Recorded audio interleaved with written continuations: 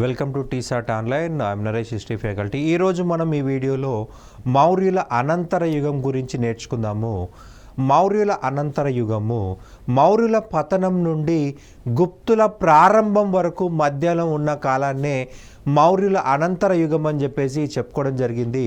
మనకి వాళ్ళకు ప్రత్యేక పేరు లేదా అంటే ఈ మధ్య కాలంలో బలమైనటువంటి రాజ్యాలు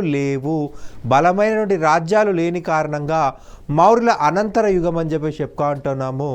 రైట్, మౌర్యుల పతనం నుంచి గుప్తుల ప్రారంభం వరకు మధ్య ఉన్న కాలమే మౌర్యుల అనంతర యుగము.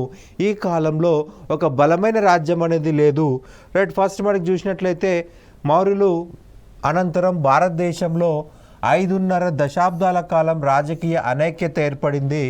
మౌర్యుల తర్వాత భారతదేశాన్ని స్వదేశీయులు, విదేశీయులు పరిపాలించడం జరిగింది.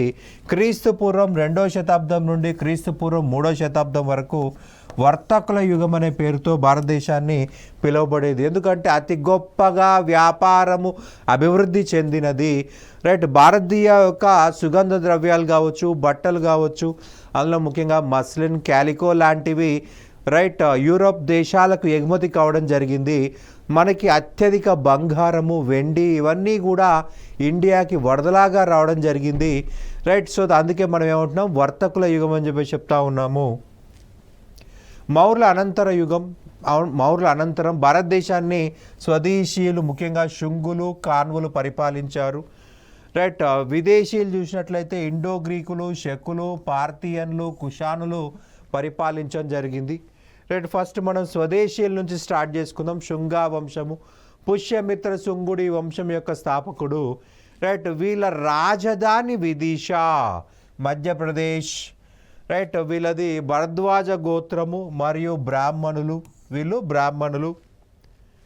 రైట్, వీళ్ళ అధికార భాష లేదా రాజభాష సంస్కృతము, రాజమతం వైదిక మతము.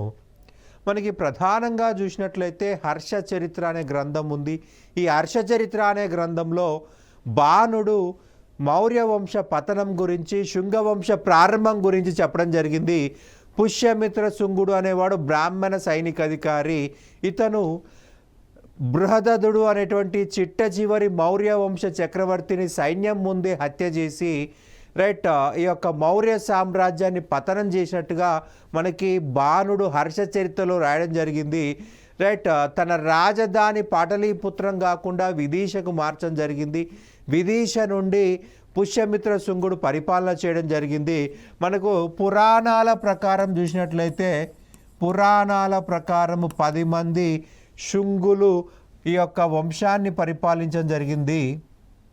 10 మంది శుంగారాజులు పరిపాలన చేయడం జరిగింది. రైట్, ఈ యొక్క 10 మంది రాజులు శుంగ వంశాన్ని పరిపాలించారు. పుష్యమిత్ర శుంగుడు ఈ వంశంలో రైట్ మొదటి రాజుగా చెప్పాలి. పుష్యమిత్ర శుంగుడు బార్హుత్ స్తూపము మరియు సాంచి స్తూపాలను అభివృద్ధి చేశాడు. మనకి సాంచి స్తూపం యొక్క ఉత్తర తోరణాన్ని పుష్యమిత్ర శుంగుడు నిర్మించడం జరిగింది. పుష్యమిత్ర శుంగుడు చూసినట్లయితే ఇతను మౌర్య వంశంలో చివరి చక్రవర్తి అయిన బృహదదుని చంపి ఈ వంశాన్ని క్రీస్తుపురం 187లో ప్రారంభించాడు. రైట్, ఇతడు భరద్వాజ గోత్రానికి చెందిన బ్రాహ్మణ కులస్తుడని పతంజలి తన మహాభాష్యం అనే గ్రంథంలో రాయడం జరిగింది. మహాభాష్యము అనే గ్రంథంలో రాయడం జరిగిందనమాట. పతంజలి వచ్చేసి మహాభాష గ్రంథ రచయిత. ఇతడు యోగాన్ని అభివృద్ధి చేయడం జరిగింది. రైట్, ఇతడికి సమకాలీన రాజులు మొదటి శాతకర్ణి, ఇతడి శాతవాహన వంశం, కారవేలుడు కళింగవ, మీనాండర్ ఇండో గ్రీక్ వంశము.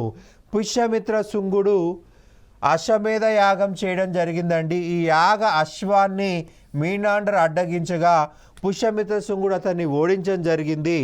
పుష్యమిత్ర శుంగుడు అతన్ని ఓడించాడనమాట. అలాగే మొదటి శాతకర్ణి చేతిలో ఓడిపోయినట్లుగా మనకు నానాఘాట్ శాసనం ద్వారా తెలుస్తూ ఉంది.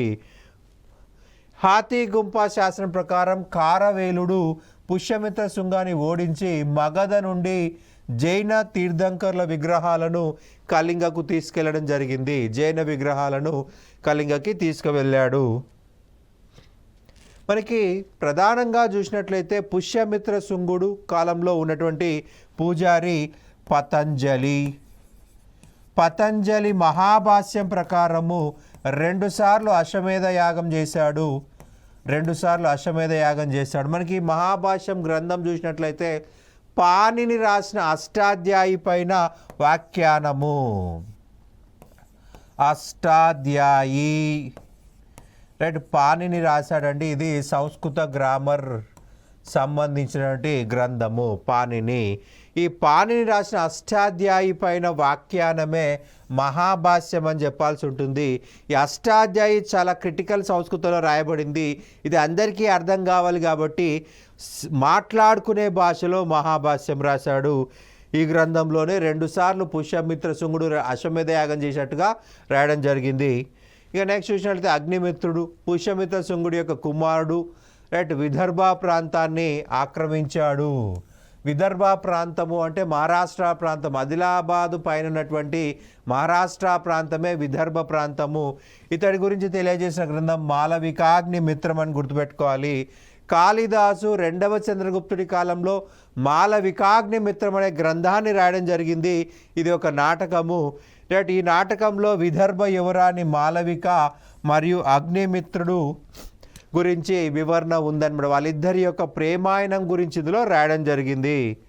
ఇక మనకి 5వ రాజు వచ్చేసి కాశీపుత్ర భగభద్ర. ఇతను 5వ రాజు అండి. ఇతని కాలంలో విదిశలో శ్రీకృష్ణ దేవాలయం అనేది నిర్మితమైంది. ఇతడి కాలంలోనే విదిశ నగరానికి గ్రీకు రాయబారి హీలియోడోరస్ సందర్శించడం జరిగింది. హీలియోడోరస్ శ్రీకృష్ణుడికి పరమ భక్తుడైపోయాడు. శ్రీకృష్ణుడి గురించి భాగవత మతం గురించి వివరిస్తూ హీలియోడోరస్ బేసానగర్ అనే ప్రాంతంలో ఒక ధ్వజస్తంభాన్ని నిర్మించి ఒక శాసనాన్ని ఇచ్చాడు. దీన్నే మనము హీలియోడోరస్ స్తంభ శాసనం అంటాము. హీలియోడోరస్ గరుడ స్తంభ శాసనంలో భాగవత మతం గురించి వాసుదేవ కృష్ణుడిని దేవదేవ అని పిలిచాడు. మనకి ఇక్కడ గుర్తుపెట్టుకోండి, వాసుదేవ కృష్ణ అంటే ప్రస్తుతం మనం పూజించే శ్రీకృష్ణుడు. వాసుదేవ కృష్ణుడిని దేవదేవ అని వివరించాడు హీలియోడోరస్. రైట్, హీలియోడోరస్ స్తంభ శాసనం పైన గరుడ పక్షిని పెట్టాడు కాబట్టి మనం గరుడ స్తంభ శాసనం అంటున్నాము. రైట్, మనకి ఏమడుతుందంటే ఎగ్జామ్లో ఏ శాసనంలో తొలిసారిగా భాగవత మతం గురించి వివరించడం జరిగింది?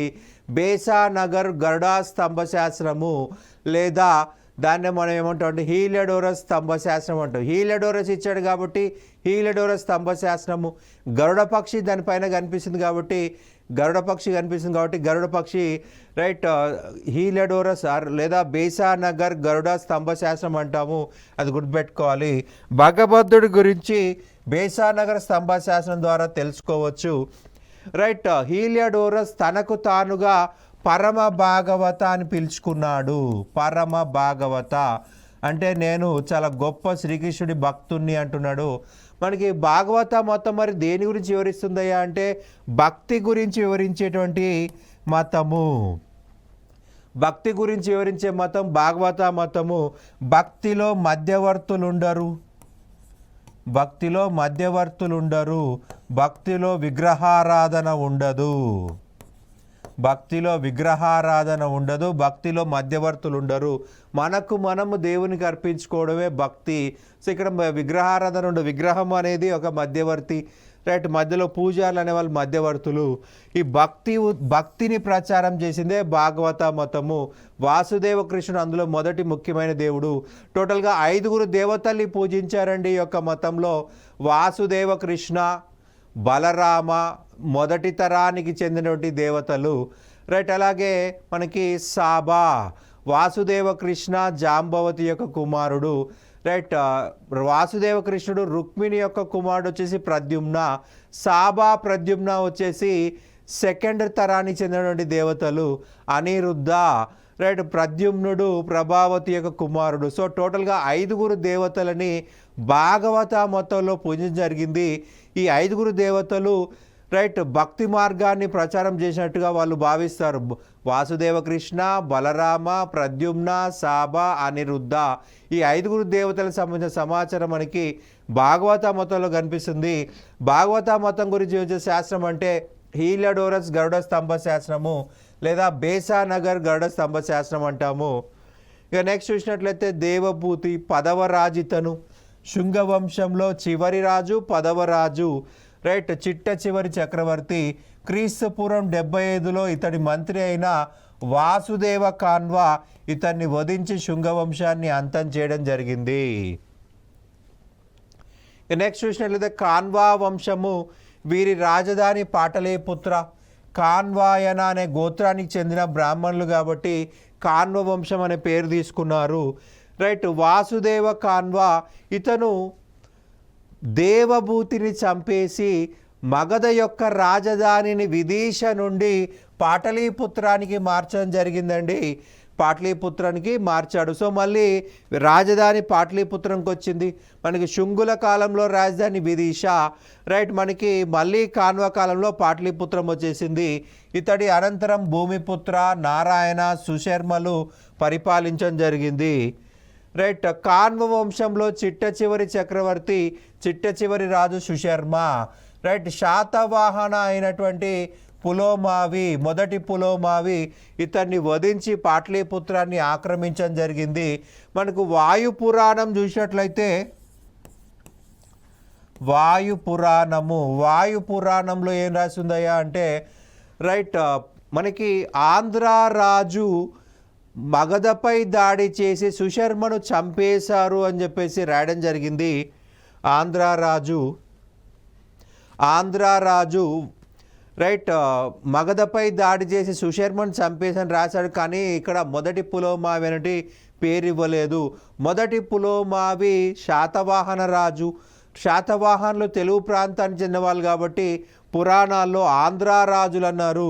రైట్, వాయు పురాణంలో ఏమని రాశారయ్యా అంటే, ఆంధ్ర ప్రాంతానికి చెందినటువంటి రాజు మగధపై దాడి చేసి సుశర్మను చంపారన్నారు.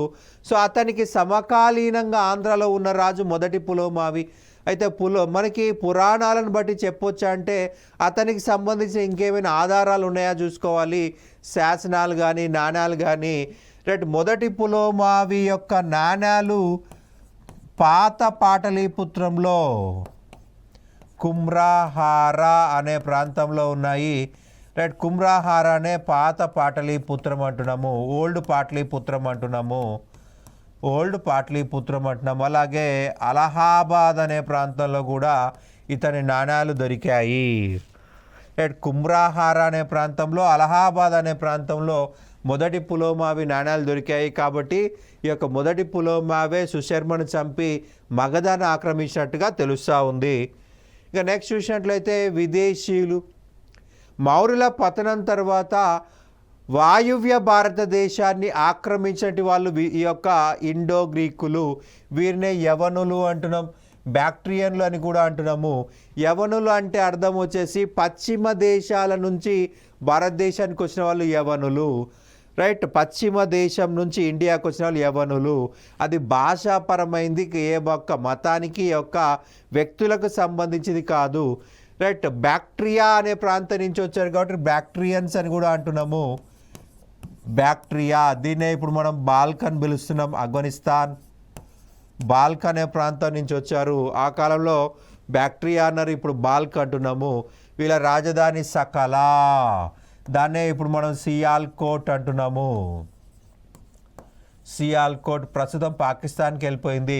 ఆ కాలంలో అది భారతదేశమే కాబట్టి మనం భారతదేశంగా పరిగణించాల్సి ఉంటుంది.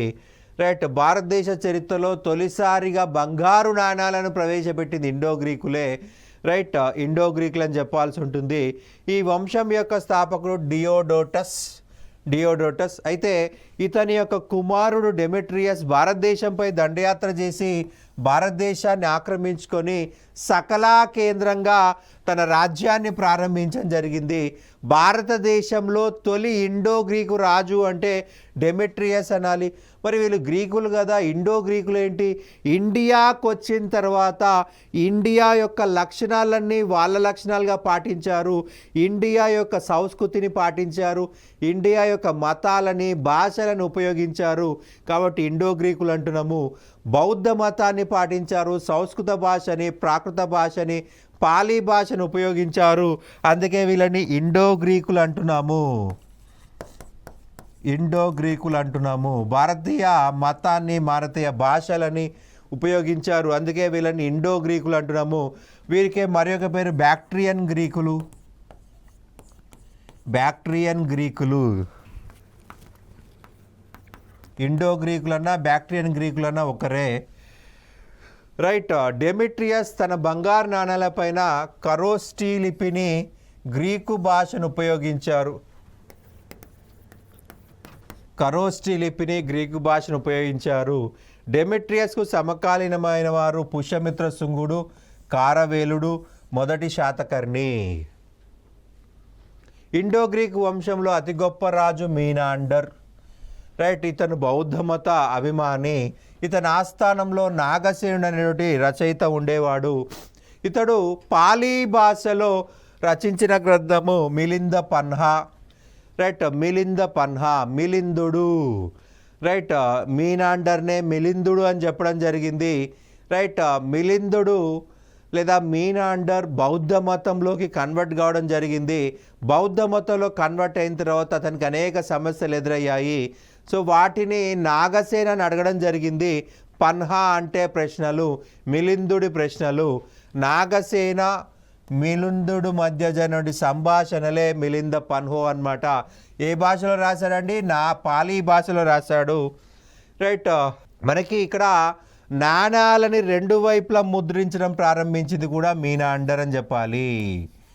నాణాలను రెండు వైపులా ముద్రించింది మీనాండర్ అని చెప్పాల్సి ఉంటుంది. రైట్. మీనాండర్ రెండు వైపులా ముద్రించాం. అంతకన్నా ముందు మనకి ఒకవైపే ముద్రించే వాళ్ళు, తెలుగులో మనం దాన్ని విద్ధాంక నాణాలు అనేవాళ్ళము. విద్ధాంక నాణాలు ఒకవైపు మాత్రమే ముద్రించబడి ఉండేవి. ఇంగ్లీష్లో పంచ్డ్ మార్క్ కాయిన్స్ అంటాము. ఒకవైపు పంచ్ చేస్తారండి, రెండో వైపు ఖాళీగా ఉంటుంది.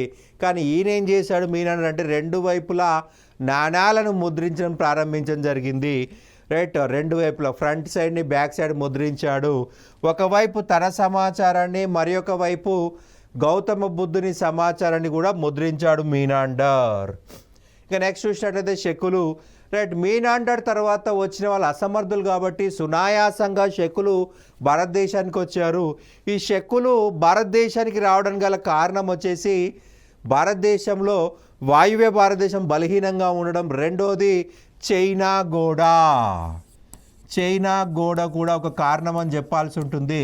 మనకి చైనా చక్రవర్తి షియో వాంగ్టీ, ఇతని కాలంలో అనాగరికులు విపరీతంగా చైనా పైన దాడి చేయడం జరిగింది. చైనా పైన దాడి చేశారు. ఈ దాడి నుంచి చైనాను కాపాడుకోవడం కోసము చైనా గోడ నిర్మాణం ప్రారంభించాడు షియో వాంగ్టీ అనేటువంటి రాజు. రైట్. ప్రతి కిలోమీటర్కి సైనికులను ఏర్పాటు చేసి రైట్ చైనాకి అనాగరికుల దండయాత్ర రాకుండా ట్రై చేశాడు. ఆ అనాగరికులు శకులపై దాడి చేసి శకుల భూభాగాలు ఆక్రమించుకున్నారు. సో ఆ యొక్క సమస్య వల్ల శకులు భారతదేశం వైపు వచ్చారు. మధ్యాసియా నుండి బోలన్ కనుమల మీ ద్వారా భారతదేశానికి వచ్చారు. ఈ వంశస్థాపకుడు మావూజ్. ఈ వంశస్థాపకుడు మావూజ్. రైట్. తక్షశిల కేంద్రంగా ఈ రాజ్యం ఏర్పడింది. తక్షశిల కేంద్రంగా ఈ రాజ్యం ఏర్పడింది. శకులు క్షాత్రప అనే పేరుతో రాష్ట్రాలకు అధిపతులని నియమించారు లేదా ఉంచేవారు. శక క్షాత్రపులు. రైట్. ఈ మావూజ్ అనే వ్యక్తి మహారాజా మహాత్మా అనే బిరుదు తీసుకున్నాడు. సో అది స్వచ్ఛమైన సంస్కృత పదము. మహారాజా మహాత్మా అంటే వీళ్ళు భారతీయులు అయిపోయారు. భారతీయ మతాన్ని, భారతీయ భారతీయ భాషలను ఉపయోగించుకున్నాం కాబట్టి వీళ్ళని కూడా భారతీయులుగా భావించాలి. రైట్. నెక్స్ట్ చూసినట్లయితే మావూస్ తర్వాత ఏజస్ అనేవాడు రాజు కావడం జరిగింది. మావూస్ తర్వాత ఏజస్ అనేవాడు రాజు అయ్యాడు. ఈ ఏజస్ చూసినట్లయితే తన నాణాల పైన లక్ష్మీదేవత ముద్రను ముద్రించాడు. ఈ లక్ష్మిలో కూడా మనకి 8 మంది లక్ష్ములు ఉంటారండి. అష్టలక్ష్ములు అంటాం. ధనలక్ష్మి, ధాన్యలక్ష్మి, గజలక్ష్మి ఎట్లా. రైట్. తన నాణాల పైన గజలక్ష్మిని ముద్రించాడు. తన నాణాల పైన గజలక్ష్మిని ముద్రించాడు. అభిషేక లక్ష్మిని ముద్రించాడు. గజలక్ష్మిని, అభిషేక లక్ష్మిని ముద్రించడం జరిగింది. రైట్, ఏజస్ అనేటువంటి రాజు. రైట్, ఇతని నాణ్యాలు చూసినట్లయితే రాగి నాణ్యాలు. తన రాగి నాణ్యాల పైన మనకి గజలక్ష్మి, అభిషేక లక్ష్మి. రైట్, మనకి శకులు నిరంతరము అనేక దాడులు ఎదుర్కొన్నారు. ముఖ్యంగా కుషాణుల నుండి, పార్థియన్ల నుండి అనేక దాడులు ఎదుర్కోవడం వల్ల రైట్ శకులు నాశనం అయిపోయారు. శకుల కింద రాష్ట్ర గవర్నర్లను శక క్షాత్రపులు అని చెప్పుకున్నాము. ఈ క్షాత్రపులు అనేవాళ్ళు రాష్ట్ర గవర్నర్లు అనేవాళ్ళు స్వతంత్ర ప్రకటించేసుకున్నారు. సింధు శకులు, తక్షశిల శకులు, మథురా శకులు, ఉజ్జయిన్ శకులు, మ్యాండసోర్ శకులు, ఇవన్నీ కూడా రాష్ట్రాలు. రాష్ట్ర గవర్నర్లు ప్రత్యేక రాజ్యాలు ఏర్పాటు చేసుకున్నారు. రైట్, ప్రధాన రాజ్యం నాశనం అయిపోయింది. వాళ్ళ కింద పనిచేసిన 5 స్వతంత్ర రాజ్యాలు ఏర్పాటు చేసుకున్నారు. అందులో మనకు 2 ఇంపార్టెంట్, ఉజ్జయిన్ శకులు, అలాగే మ్యాండసోర్ శకులు, వాళ్ళే మిన్నాగార శకులు అంటాము. క్షహరాట్ట శకరాజ్యము. రైట్, క్షహరాట్ట వంశం అనేది మ్యాండసోర్ కేంద్రంగా ప్రారంభమైంది. మ్యాండసోర్ కేంద్రంగా, మ్యాండసోర్ మధ్యప్రదేశ్, మ్యాండసోర్ కేంద్రంగా స్టార్ట్ అయింది కాబట్టి మ్యాండసోర్ శకులు అనొచ్చు. వీళ్ళనే మిన్నాగార శకులు అని కూడా పిలుస్తాము. మిన్నాగార శకులు. రైట్, క్షహరాట్ట వంశం చూసినట్లయితే ఈ వంశం యొక్క ప్రారంభకుడు భూమక, స్థాపకుడు భూమక, భూమిని పరిపాలించేవాడు భూమక. భూమక స్వచ్ఛమైన సంస్కృత ప్రథము. సో వీళ్ళు పూర్తి సంస్కృతాన్ని ఉపయోగించారు, భారతీయ మతాలు అవలంబించారు. రైట్, భూమక తర్వాత గొప్ప రాజు నహాపనుడు అని చెప్పాల్సి ఉంటుంది. రైట్, టోటల్ క్షహరాట్ట వంశంలో అతి గొప్ప రాజు నహాపనుడు. ఈ నహాపనుడు గౌతమిపుత్ర శాతకర్ణికి సమకాలీన రాజుగా చెప్పాలి. ఈ శకులు ఏం చేసేవారంటే నిరంతరము శాతవాహన గ్రామాలపై పడి శాతవాహన అమ్మాయిలు ఎత్తుకెళ్ళిపోయి పెళ్ళిళ్ళు చేసుకోవడం జరిగింది. ఇక్కడ మనకి శాతవాహనులు వైదిక మత సంరక్షకులు, హిందూ మత సంరక్షకులు. ఈ శకులు విదేశీయులు.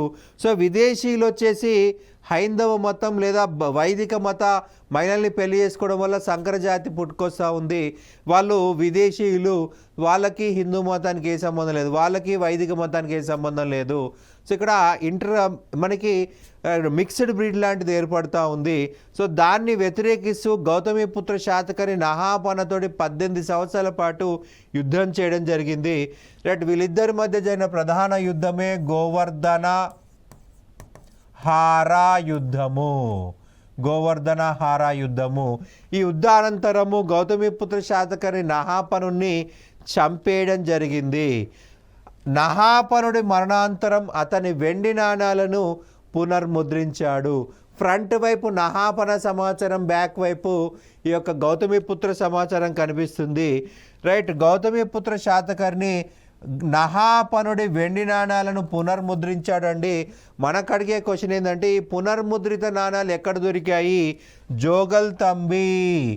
జోగల్ తంబి అనే ప్రాంతంలో లభించాయండి. జోగల్ తంబి ప్రాంతం ఎక్కడుందయా అంటే నాసిక్ దగ్గరలో ఉంది. నాసిక్ అని గుర్తుపెట్టుకోవాలి, నాసిక్ మహారాష్ట్ర. రైట్, జోగల్ తంబి అనే ప్రాంతంలో దాదాపుగా నహాపనుడి యొక్క వెండి నాణాల కుప్ప లభించి ఒక కుప్పగా దొరికిందనమాట. రైట్, మనకి నెక్స్ట్ రాజ్యం వచ్చేసి కామర్దక శక రాజ్యము. రైట్, ఇది ఒక మరి ఒక రాష్ట్రం స్వతంత్ర ప్రకటించేసుకుంది. రైట్, చెస్తనా అనే వ్యక్తి కామర్దక వంశం యొక్క రాజ్య స్థాపకుడు. అతని మనవడే రుద్రాదమనుడు. చెస్తన యొక్క మనవడే రుద్రాదమనుడు. రైట్, వీళ్ళు ఉజ్జయిని కేంద్రంగా పరిపాలించారండి. ఉజ్జయిని కేంద్రంగా పరిపాలించారు. ఉజ్జయిని వీరి రాజధాని. రుద్రదమనుడు గిర్నార్ లేదా జునాగఢ్ శాసనాన్ని జారీ చేశాడు. గిర్నార్ శాస్త్రము లేదా జునాగఢ్ శాస్త్రము భారతదేశ చరిత్రలో తొలిసారిగా సంస్కృత శాసనాన్ని జారీ చేసింది రుద్రదమనుడు. రైట్, గిర్నార్ లేదా జునాగఢ్ సంస్కృత శాసనం ఇది. రైట్, మనకి ఇక్కడ ఒక పదం కంపల్సరీగా గుర్తుపెట్టుకోవాలండి, గిర్నార్ శాసనము లేదా జునాగఢ్ శాసనము. ఈ శాసనం అనేది భారతదేశ చరిత్రలోని తొలి శాసనము. జునాగఢ్ శాసనము, గిర్నార్ శాసనం టక్రా గుర్తురావాల్సిన అంశం ఏందయ్యా అంటే సుదర్శన తటాకము, సుదర్శన తటాక నిర్మాణము.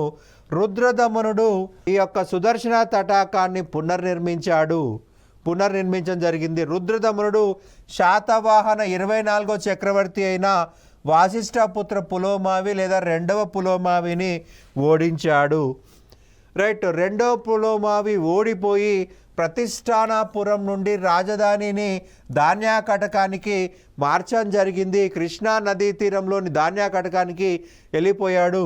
రుద్రదమనుడు తన కుమార్తె అయిన రుద్రదమనికను వాసిష్ఠీపుత్ర శివశ్రీ శాతకర్ణికి ఇచ్చి వివాహం చేయడం జరిగింది.